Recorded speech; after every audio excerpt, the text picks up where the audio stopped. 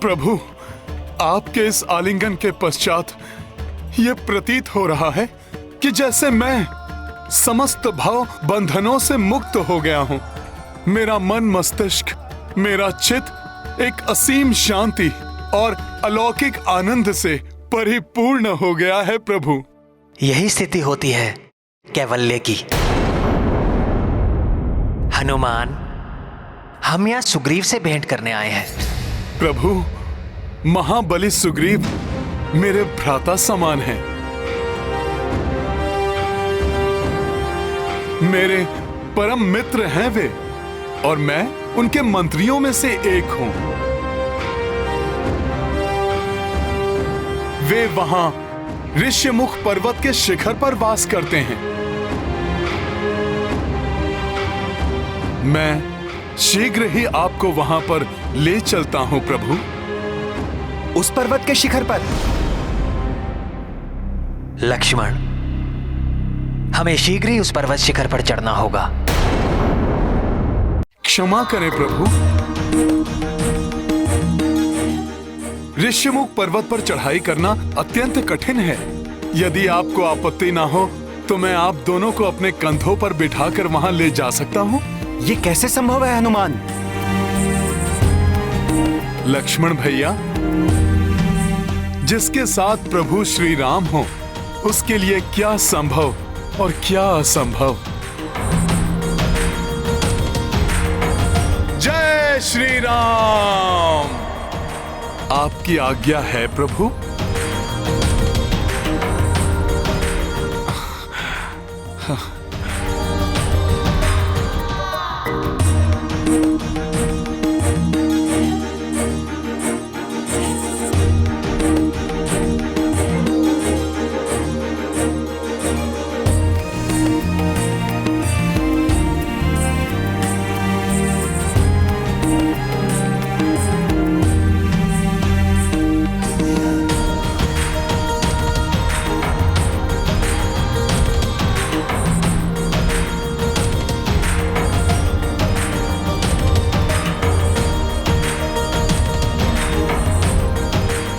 आइए प्रभु, आइए भ्राता लक्ष्मण,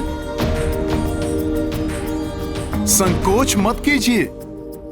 आपकी सेवा करना तो मेरा सौभाग्य होगा। अपने इस सेवक को सेवा का अवसर दीजिए प्रभु। लक्ष्मण,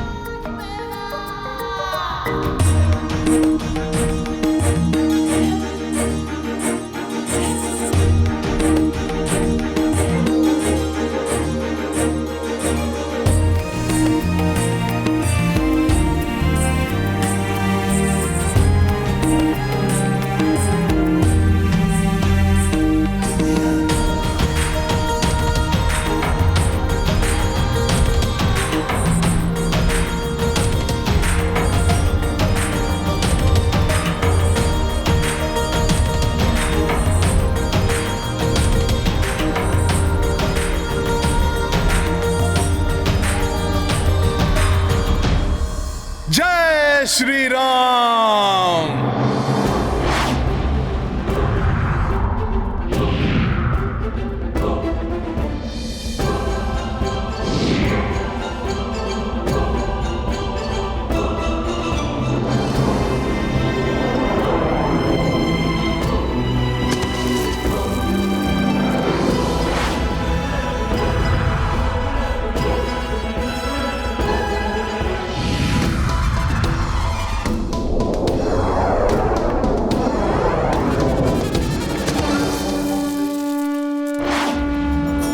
के हे तू जानकी माई, राम लखन पंपा सुर आई। दुर्गम काज बजरंग सवारा, धर लियो भीम रूप आकारा। कांधे पे दो भ्रात बिठाई, हनुमत यात्रा पूर्ण कराई। रघुनंदन हर्षित पुलकिता, सेवत राम शिवांश मुदिता। ये गाथा महाबली हनुमत की, रुचिकर लीला राम भगत की। जय जय जय रघुनंदन राम, जय जय जय महाबली हनुमान।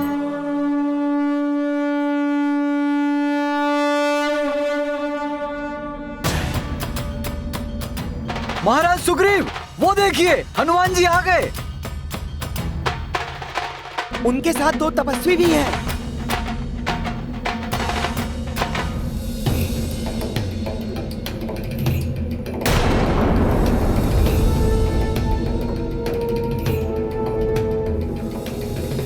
और उनके साथ 2 धनुर्धारी तपस्वी भी हैं।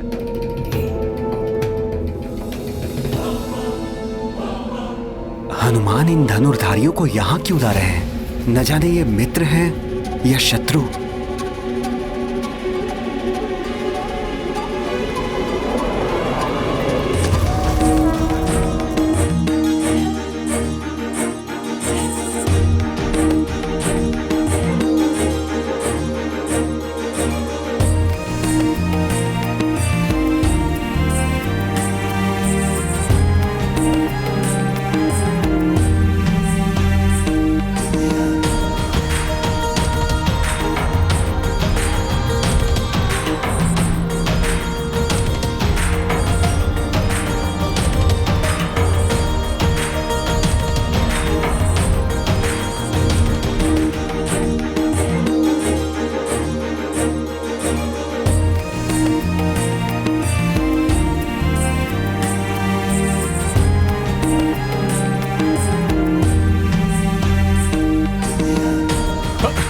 चलिए प्रभु, प्रभु आइए, आइए प्रभु।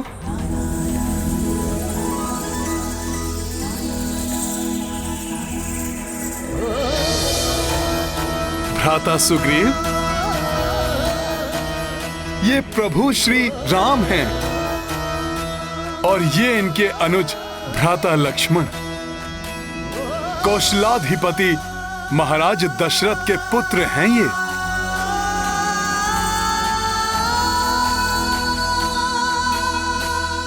प्रभु श्री राम विशेष रूप से आपसे भेंट करने आए हैं।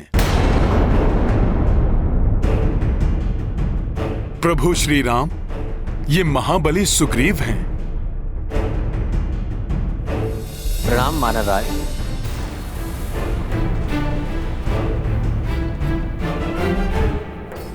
दुर्भाग्यवश इनके भ्राता वाली के कारण इन्हें अपने राजपाट का त्याग करना पड़ा और ऋष्यमुख पर्वत पर शरण लेनी पड़ी।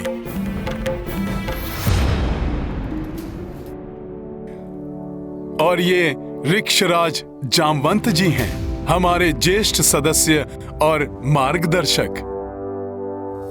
प्रणाम ऋक्षराज। प्रणाम अवध कुमार।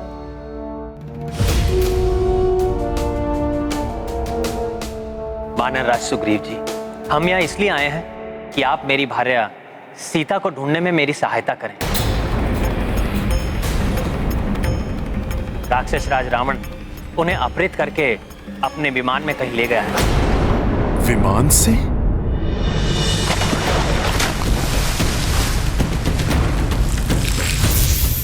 मेरी रक्षा कीजिए नाथ, प्रभु मेरी रक्षा कीजिए, रक्षा कीजिए।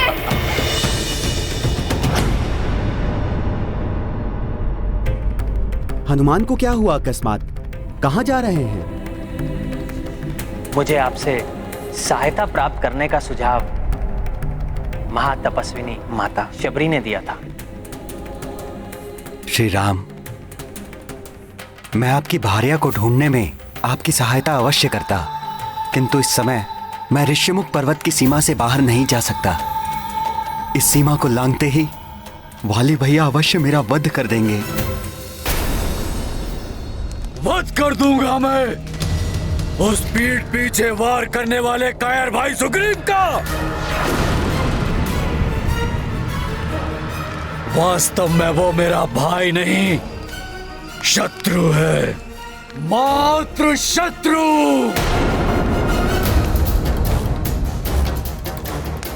ऋषिमुख पर्वत पर छिपकर बैठा है वो धूर्त। मैं उस संपूर्ण पर्वत को जलाकर ही भस्म कर दूंगा। स्वामी, जो भी करना हो सोच विचार करके कीजिएगा। सुना है उस पर्वत पर हनुमान और सुग्रीव के साथ कुछ और योद्धा भी जुड़ गए हैं। कुछ योद्धा तो क्या, वो योद्धाओं की पूरी सेना भी ले आए तो महान तमवाली के समक्ष कोई पल भर भी नहीं टिक पाएगा। स्वामी, आपकी बल और वीरता पे मुझे कोई संदेह नहीं है, परंतु नीति हमेशा ही कहती आई, आपका शत्रु कितना शक्तिशाली है या किस प्रकार वो शक्ति संचय कर रहा है, इस पर सदा ही आपकी दृष्टि होनी चाहिए।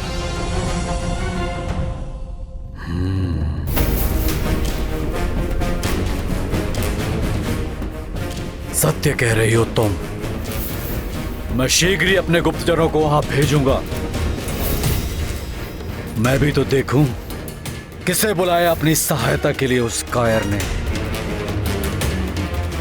श्री राम, पत्नी विछोह की पीड़ा मैं भली भांति समझ सकता हूँ, क्योंकि मेरी पत्नी को भी बलपूर्वक मुझसे दूर कर दिया गया है।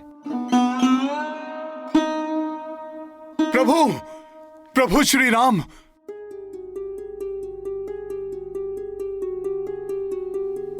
ये आभूषण देखिए। ये आभूषण कदाचित माता सीता के ही हैं।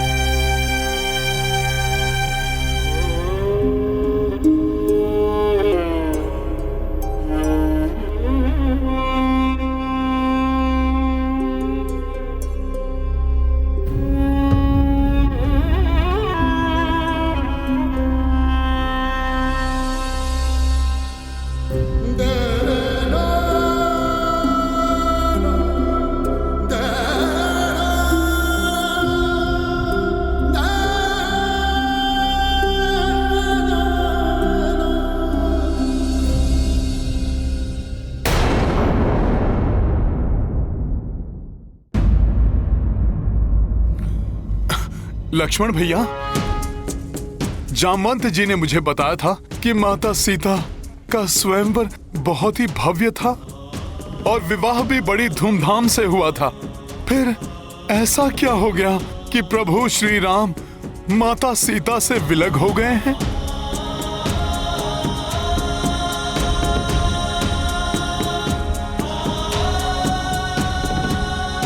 और आप लोगों के तन पे ये राजसी वस्त्र के स्थान पर ये तपस्वी के वस्त्र क्यों? हनुमान जी, हुआ ये कि विवाह के पश्चात हम सब अयोध्या लौट आए। तब पिता श्री महाराज दशरथ ने युवराज पद के लिए बड़े भैया श्री राम के राज्याभिषेक की घोषणा करा दी, किंतु माता कैकेयी चाहती थी युवराज पद भ्राता भरत को मिले।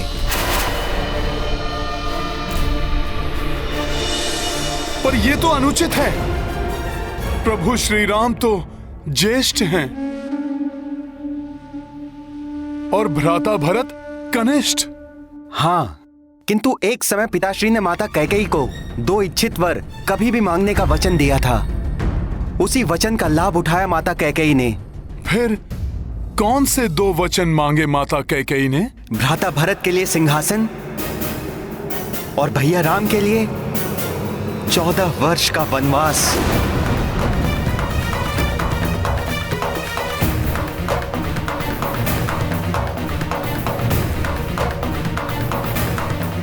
ये तो बड़ा ही कठोर वचन मांग लिए माता कैकेयी ने। हाँ, रघुकुल रीत सदा चली आई, प्राण जाए पर वचन न जाए। वचन की बेड़ियों ने विवश कर दिया था पिताश्री को। फिर क्या हुआ? फिर माता कैकेयी ने अपने कक्ष में उपस्थित होने के लिए उन्हें संदेश भिजवाया। महाराज, ऐसे में यदि मैंने राम को सब कुछ त्याग कर वनवास जाने को कह दिया तो कहीं वो क्रोधित होकर विद्रोह न कर उठे।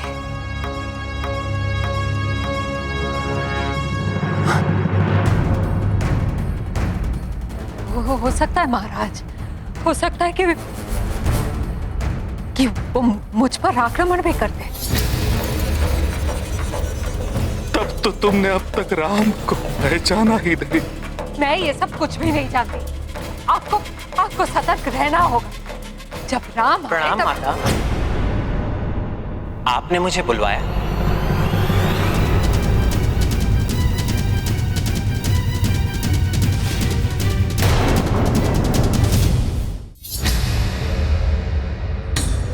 राम,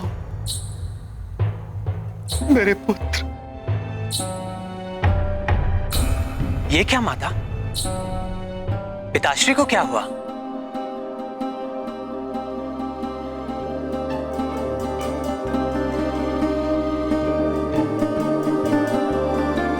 पिताश्री। राम, राम। पिताश्री, आप कुशल तो हैं ना? ये कुशल से है, इनकी चिंता तुम मत करो। राम, मैंने तुम्हें यहाँ किसी विशेष कारण से बुलाया।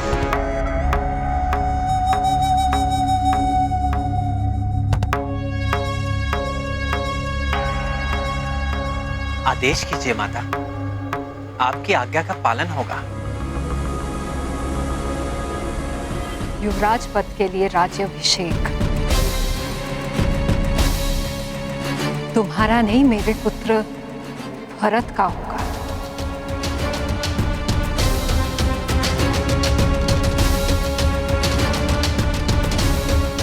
और तुम्हें 14 वर्षों के लिए वन में वास करना होगा।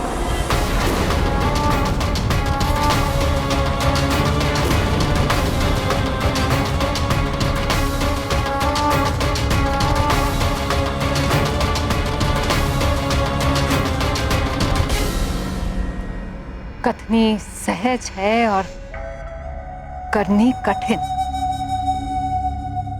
है ना राम?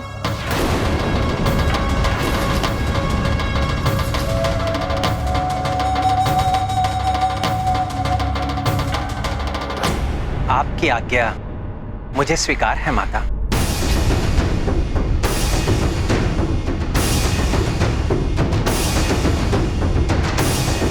माता की इच्छा मेरे लिए सर्वोपरि है।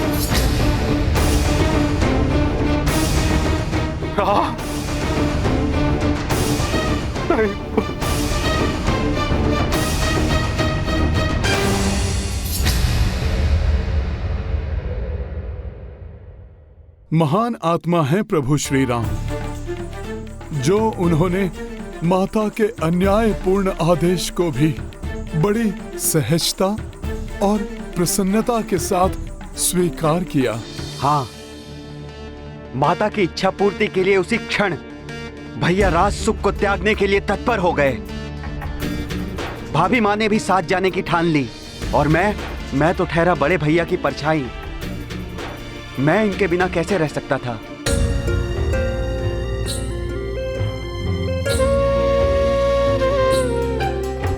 भैया के लिए यह सब स्वीकार करना अत्यंत कठिन था। फिर हम सब अयोध्या से चले गए।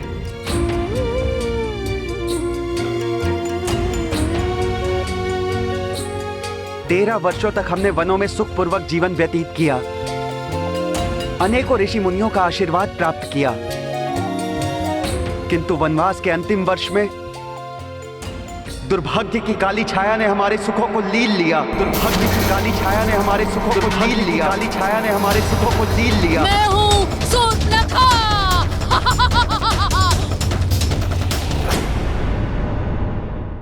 माता पिता की आज्ञा का पालन करना संतान का परम कर्तव्य है।